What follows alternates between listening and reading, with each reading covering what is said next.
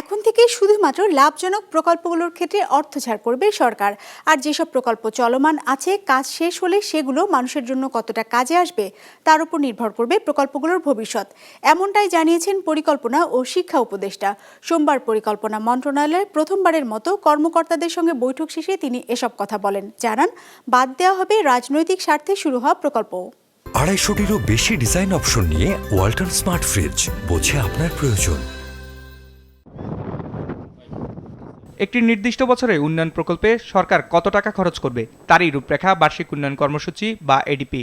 তথ্য বলছে বর্তমানে এডিপির আওতায় চলমান প্রকল্পের সংখ্যা 1326টি, যার মধ্যে সরকারি বেসরকারি বিনিয়োগে চলা প্রকল্পের সংখ্যা 1138টি। অনুমোদনের অপেক্ষায় আছে আরও 1230টি নতুন প্রকল্প।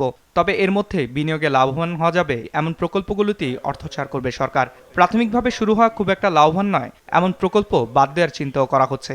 সোমবার প্রথমবারের মতো পরিকল্পনা মন্ত্রণালয়ের কর্মকর্তাদের সাথে বৈঠক শেষে এসব কথা জানান নবনিযুক্ত পরিকল্পনা উপদেষ্টা। চলমান থাকলেই যে এগুলোকে রেখে দিতে হবে এমন কোনো কথা নাই। যেসব প্রকল্প এখনও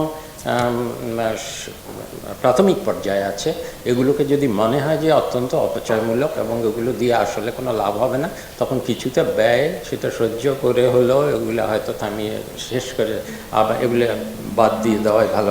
শুধু মুনাফা কম আসবে এমন প্রকল্পই নয়, বাদ দেওয়া হবে রাজনৈতিক স্বার্থে শুরু হওয়া প্রকল্প। এজন্য কাজ করা হচ্ছে বলেও জানান উপদেষ্টা। একই সাথে বড় বড় প্রকল্পের নকশা কেন বারবার পরিবর্তন করা হয়েছে, কেন সময় ও অর্থায়ন বাড়ানো হয়েছে সেটিও যাচাই বাছাই করে দেখা হবে বলে জানান তিনি। মূল্যস্ফীতির লাগাম টানতে মোট দেশজ উৎপাদন বা জিডিপির প্রবৃদ্ধি বাড়ানোর চেয়ে কর্মসংস্থান বাড়ানোই অন্তর্বর্তী সরকারের মূল লক্ষ্য বলে উল্লেখ করেন উপদেষ্টা। অর্থনীতিকে স্থিতিশীল করতে হলে জিডিপি গ্রোথ বাড়ানোর জন্য অনেক ব্যয় করার থেকে বরং যেটুকু ব্যয় করা হয় সেটুকু সাশ্রয় করে তাতে এমন প্রকল্প বাস্তবায়ন করা বা এমন কৌশল গ্রহণ করা যাতে অতি শীঘ্র কিছু কর্মসংস্থানের ব্যবস্থা করা যায়। তথ্য বলছে চলতি অর্থবছর বার্ষিক উন্নয়ন কর্মসূচি বা এডিপির আকার 2,65,000 কোটি টাকা, যার মধ্যে দেশীয় অর্থায়নের পরিমাণ 1,65,000 কোটি টাকা। আর বাকি 1 লাখ কোটি টাকা আশা করা হচ্ছে বিদেশি ঋণ কিংবা অনুদান থেকে।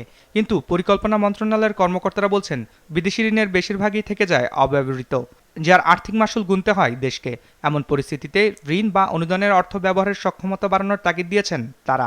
আমাদের পাইপলাইনে সঞ্চিত অর্থ বৃদ্ধি পাচ্ছে, এর ফলে স্যার আমাদের বৈদেশিক অর্থায়নের যে ব্যয় মানে কস্ট অফ ক্যাপিটাল সেটিও কিন্তু বৃদ্ধি পাচ্ছে। বৈদেশিক সহায়তা ব্যবহারের ক্ষেত্রে সক্ষমতা বাড়ানোর কোনো বিকল্প নেই। বড় বড় অনেক প্রকল্প আছে বিদেশি অর্থায়নে, সেখানে ওদের সাথে যেই বোঝাবুঝি হয়েছে সেখানে অনেক অসুবিধা আছে বলে অনেক দাতা সংস্থার যে প্রতিশ্রুতি আছে সাহায্যের, সেটা বড় একটা অঙ্ক এখন এটা ব্যবহার করা যাচ্ছে না।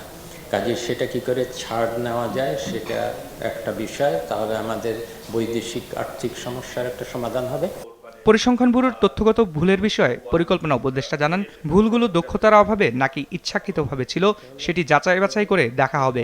সামনের দিনে এই ধরনের ভুলের পুনরাবৃত্তি যাতে না হয় সেদিকেও নজর দেওয়া হবে বলে জানান তিনি। আমাদের রায়হান শোভন, বিজনেস রিপোর্ট, মাছরাঙা টেলিভিশন।